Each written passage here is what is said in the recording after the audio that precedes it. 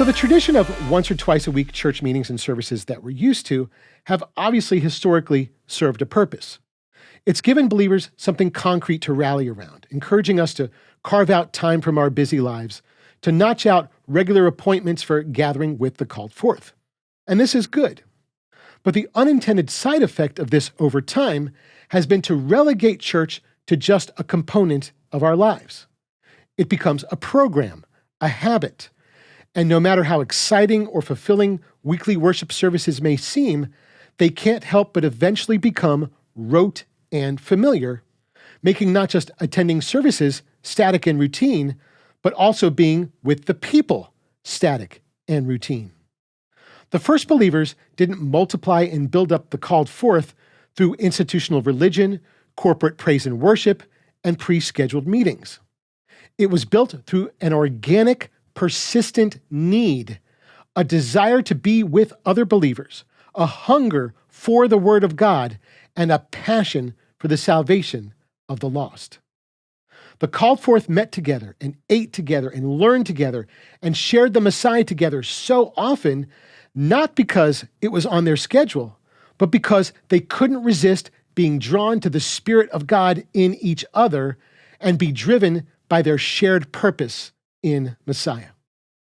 And while there's no doubt that as the called forth grew and expanded, that fire eventually cooled, as evidenced in Scripture, and the organic nature of the earliest days would begin to recede, that doesn't mean that our only choice now is to keep the tradition and variations on the theme of church as usual. There's still a biblical pattern and ideal that we can pursue. That's as important for us to strive toward as we do toward the Messiah himself. And I know what you're thinking. The idea of gathering with the called forth daily, or even with just 2 or 3 other believers, feels overwhelming, if not impossible. Even if it was something we all desire to do, we're all really busy. We no longer live close by to one another. And every time we leave the house, it's a schlep. And that geographical distance between us, even if it's just a few miles, is a barrier that competes with all the other priorities and distractions of our lives.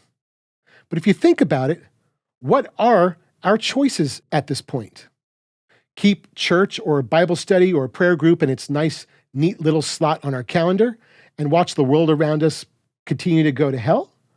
Or do we start changing our minds and habits about when the called forth meets, about how to be the called forth day by day, and begin moving our expectations, attitudes, and selves in the direction of biblical ideals?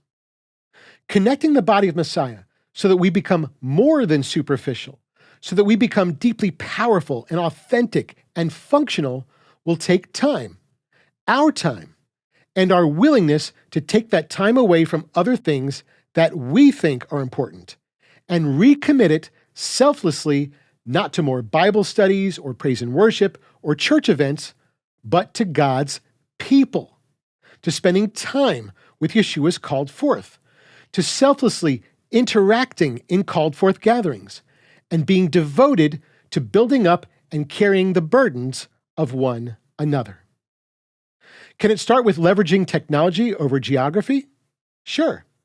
Connect with other believers through daily phone calls and video chats, not just voiceless, faceless text messages or social media. Would it be a good thing to start inviting other believers into our homes and lives more frequently, just to be in each other's presence, strengthening our bonds as fellow believers, doing life together, and exhorting and lifting each other up? No doubt. And should we seriously consider increasing the time between larger weekly worship services, pushing them to longer intervals, such as monthly or every 6 weeks, or maybe longer, and breaking our weekly gatherings into small groups in the home, increasing the quality and effectiveness of both kinds of meetings? Absolutely.